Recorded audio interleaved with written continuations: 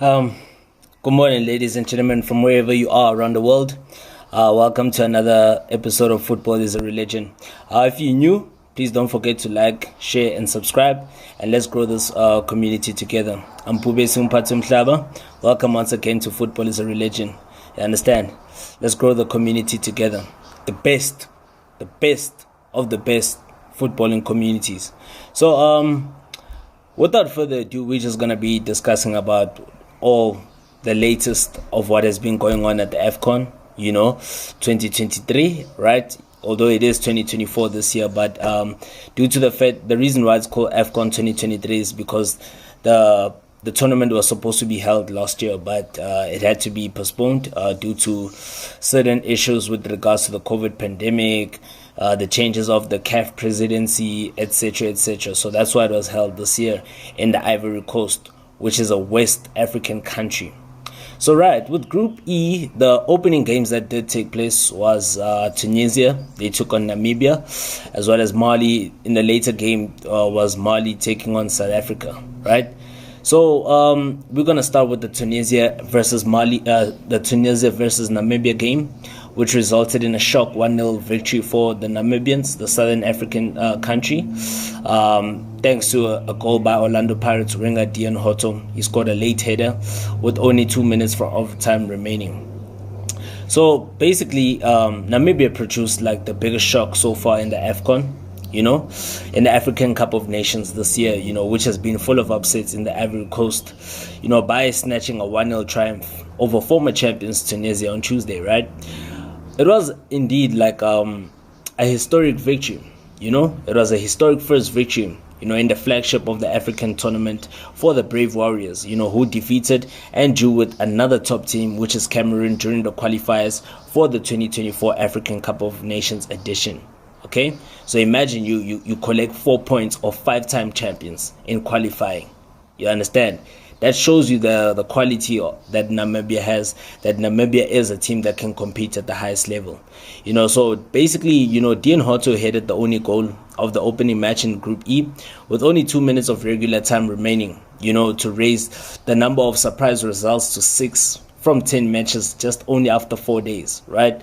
So before Namibia made a mockery of the world rankings in the northern city of Korogo, 5 other former title holders failed to win their opening matches, which includes Egypt, Cameroon, Nigeria, as well as Ghana, right? And Cameroon. So, the rush of unexpected results began on Sunday, with Equatorial Guinea. They held Nigeria to a 1-1 draw. Then Egypt needed an added time penalty from Mohamed Salah to snatch a draw against Mozambique, who were making their first appearance at the finals in 14 years. You understand? Imagine what a story that could have been. That could have been a historic victory for Mozambique, right? And then Cape Verde scored in added time to defeat Ghana, the third most successful country in the African showpiece with 4 titles. And then Guinea were held to they held 5-time champions Cameroon to a 1-1 draw. So this tells you a story that, look, you cannot underestimate your opponents. Okay, you can never underestimate any team. Not so ever. You can't underestimate any opponent. All 24 teams that are playing at this year's finals, at this year's continental showpiece, they all deserve to be there. I mean, if you talk about this game between Tunisia and Namibia, Namibia were actually the better of the sides. Despite the fact that the Tunisians had more ball possession, they were more dominant in terms of keeping the ball, but Namibia had the better chances. Namibia could have won this game by 3 or 4 goals. Peter Shalilile had a couple of chances saved, apart from the one that he also hit, the shot straight at the goalkeeper. Even Deon Hotto had an opportunity in the first half where he opted for the pass unselfishly, but he could have gone for goal himself because he had all the time, he had the space. So, and he was in a decent position to actually fancy a shot for himself, to actually give the Brave Warriors a lead before the first 45. There was not much to be seen from Tunisia, despite the fact that they did have 2 threatening goal opportunities in the first half. It was just brilliant goalkeeping and brilliant defending from the Namibians. They were resilient. They stood up to their opponents, and they showed so much vigor They showed so much hunger, they showed so much determination, so much passion, and they showed the will to actually want to win the game. This is basically like, this victory can actually mean so much to Namibia, in terms of them qualifying for the next round.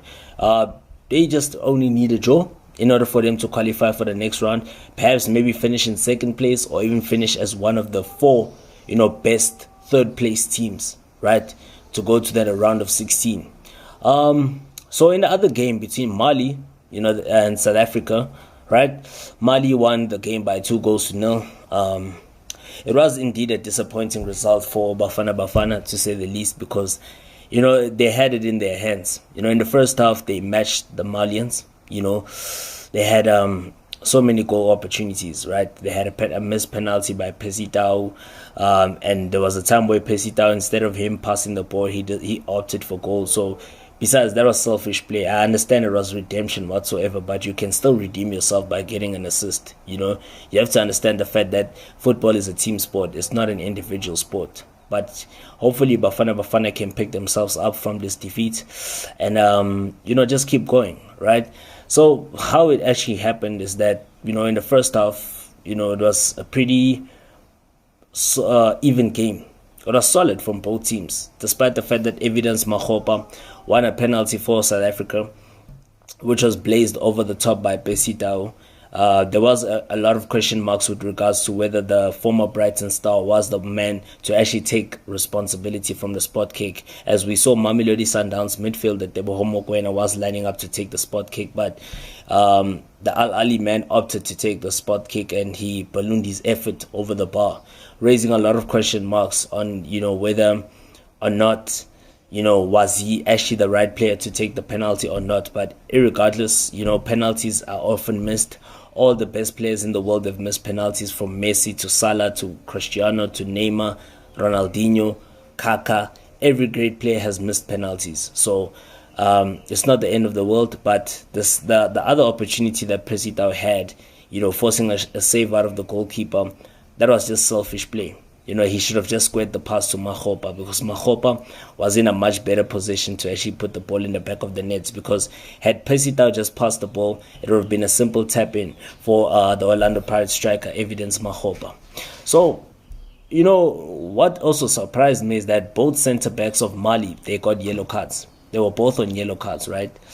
And if only South Africa came up with a clever game plan in the second 45 minutes, perhaps we could have forced another red card, maybe forced a red card, because imagine when you have two center backs who are on a yellow card, it's very dangerous for a team, and that was Mali. But remember, Mali came with a different game plan in the second half, and give credit to the coach, because that game plan did work. From what I could see, is that South Africa's game plan was to say, look, let's look at this Tottenham Hotspur midfielder, Yves Bissouma, right? Let's keep him quiet. Let's make sure he doesn't pose a threat to us. Let's keep him, out of the game. Let us ensure that he's isolated. And that's exactly what they did so well. Bissouma was isolated throughout the first 45 minutes. He was not getting any chance. Well, he was not given any chance whatsoever to actually play his usual game that we see in the Premier League for Tottenham Hotspurs. And it did work in South Africa's favor. Unfortunately, it did not work for Mali. And surprisingly, the Mali coach decided to replace Bissouma in the second half, which was very clever, to say the least. It surprised me, to be honest, because imagine now you're taking off your key man, right? You're replacing your key man, your danger man. But because he could see that South Africa's game plan was to keep him isolated. So what did the Mali coach do? He was like, you know what? Let's come up with a new game plan. Let's change the game plan. And right now, what we'll do is that we'll just beat them at their own game, these South Africans. So they changed the game plan by sacrificing Bissouma. And guess what? Just 4 minutes later, Mali took the lead in the 60th minute, right? Through whom? Captain HAMARI TRAORE, the real Sociedad right back. It was a simple tap-in from the captain, HAMARI TRAORE, on the hour mark, as Sekou Keita's rattled the ball with a brilliant curling free kick. That was a brilliant curling free kick from Sekou Keita. And again, great response, great rebound. He was just at the right place at the right time. HAMARI TRAORE, the Real Sociedad right back, the captain, leading by example, in the right position at the right time. And guess what? The second goal came as a result of LASSINE Sinayoko, who finished in style after South Africa's passing from the back broke down. So it was 2-0, 2 goals in 6 minutes. You understand? So that's how you do it, ladies and gentlemen. You just need, as a coach, sometimes it just requires you to be clever. You just need to be clever. You need to be strategic. You really need to analyze the game properly in order for you to get any result in a big game such as this one. And credit does go to the Mali coach, and the win does make it 3 wins from 3 for the Eagles against the 1996 champions Bafana Bafana in the competition. And they now continue with their impressive record of never losing an opening game as well at the African Cup of Nations. And LASSINE Sinayoko, for me, as for LASSINE Sinayoko, for me, he was the deserved man of the match. I mean, besides, despite his meager return at club level this season for Auxerre, that's a team that actually plays in the second division of French football, in League 2 of French football, right? He has only scored 4 goals in 19 appearances, right? But if you look at this game against Bafana Bafana, Sinayoko looked like a striker that was full on confidence. He was full of confidence. He was so powerful up front. He beat his marker to actually capitalize on the second goal. It was a simple tap in for him. He got onto the pass that was given to him to actually double his side's advantage. He showed a striker that was really hungry to score goals, a striker that really wanted to, perform at the highest level for his country, and that's what we saw.